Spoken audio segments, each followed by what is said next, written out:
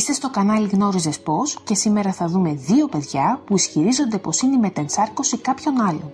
Μετενσάρκωση ή αλλιώς μετεμψύχωση είναι όταν η ψυχή μετά το θάνατο δεν πεθαίνει, αλλά αναγεννάται σε νέο σώμα. Η ιδέα της μετεμψύχωσης είναι κυρίαρχη σε αρκετές θρησκείες στον κόσμο και ήταν και μέρος της φιλοσοφίας του Πυθαγόρα. Επίσης, όσοι πιστεύουν στη μετενσάρκωση θεωρούν ότι ένας άνθρωπος έχει ζήσει αρκετές ζωές πριν από αυτή που ζει τώρα και ότι θα ζήσει και αρκετές ζωές μετά από αυτήν. Αλλά όχι πάντα απαραίτητα ως άνθρωπος. Κάποιες φορές μπορεί να μετεμψυχωθεί σε ζώο, άλλες σε έντομο και άλλες ακόμα και σε φυτό, ανάλογα με τις πράξεις που διέπραξε στην προηγούμενη ζωή του. Σύμφωνα με αρκετούς επιστήμονες που ασχολήθηκαν με την έρευνα της μετενσάρκωσης, πολλά παιδιά που μετεμψυχώθηκαν θυμούνται ονόματα, ημερομηνίες, ακόμα και τοποθεσίες που είναι δυνατόν να γνωρίζουν μόνο αν έχουν μετεμψυχωθεί. Ο Ιαν Στίβενσον, ο οποίος είναι επιστήμονας και ερευνητής, αποφάσισε να διερευνήσει τα παιδιά που έλεγαν ότι μετεμψυχώθηκαν. Μάλιστα, πέρασε 40 χρόνια από τη ζωή του, ερευνώντας πάνω από 2.500 περιπτώσεις μικρών παιδιών που ανέφεραν αυτούς τους ισχυρισμούς.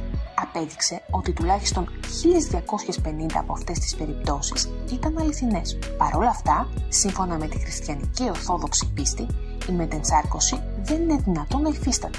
Η χριστιανική ορθόδοξη πίστη θεωρεί ότι ο άνθρωπος γεννιέται, μεγαλώνει και πεθαίνει στο υλικό του σώμα. Η ψυχή την ώρα που πεθαίνει φεύγει από το υλικό του σώμα και πηγαίνει ανάλογα με τις πράξεις που έχει κάνει είτε στον παράδεισο είτε στην κόλαση.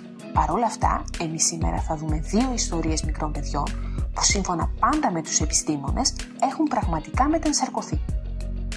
Η πρώτη ιστορία μας έχει να κάνει με ένα αγοράκι 3 ετών στην περιοχή του Γκολάν, μια περιοχή που βρίσκεται στη Μέση Ανατολή κοντά στα σύνορα Ισραήλ και Συρίας. Το συγκεκριμένο αγόρι γεννήθηκε με ένα μεγάλο κόκκινο σημάδι στο κεφάλι του. Όταν το αγόρι ήταν αρκετά μεγάλο για να μιλήσει, ισχυρίστηκε πως το συγκεκριμένο σημάδι είναι από την προηγούμενη ζωή του.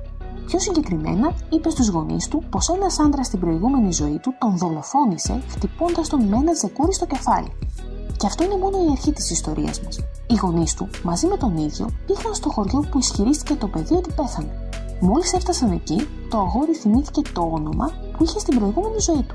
Ο άντρας που κατονόμασε το αγόρι ότι ήταν η μετενσάρκωσή του είχε εξαφανιστεί και η οικογένεια και οι φίλοι του είχαν θεωρήσει ότι είχε πάει σε εχθρικό έδαφος και τον είχαν σκοτώσει λόγω πολέμου.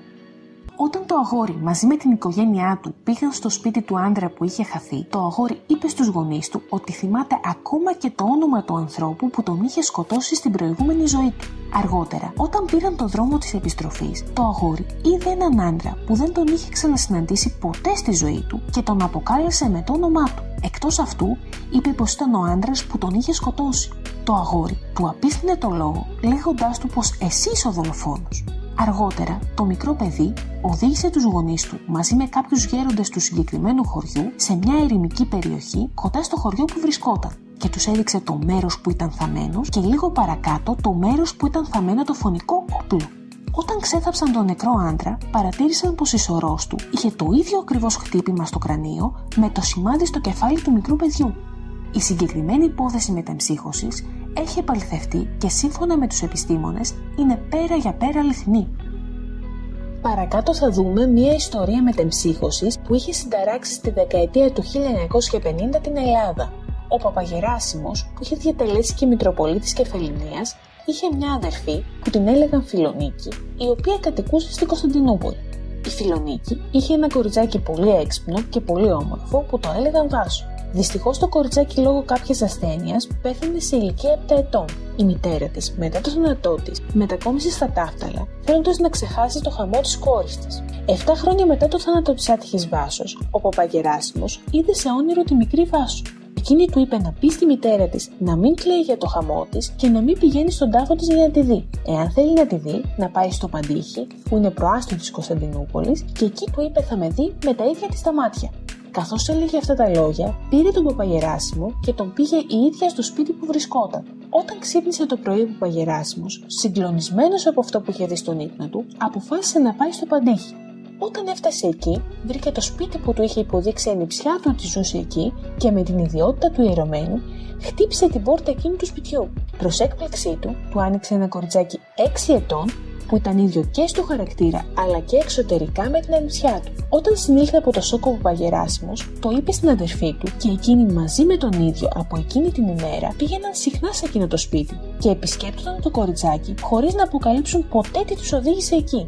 Σύμφωνα με τους ειδικούς, η Βάσο, 1 χρόνο μετά το θάνατό της, μετεμψυχώθηκε στο σώμα της Βασιλικής. Η συγκεκριμένη υπόθεση είχε συνταράξει το Πανελλήνιο τον 20ο αιώνα.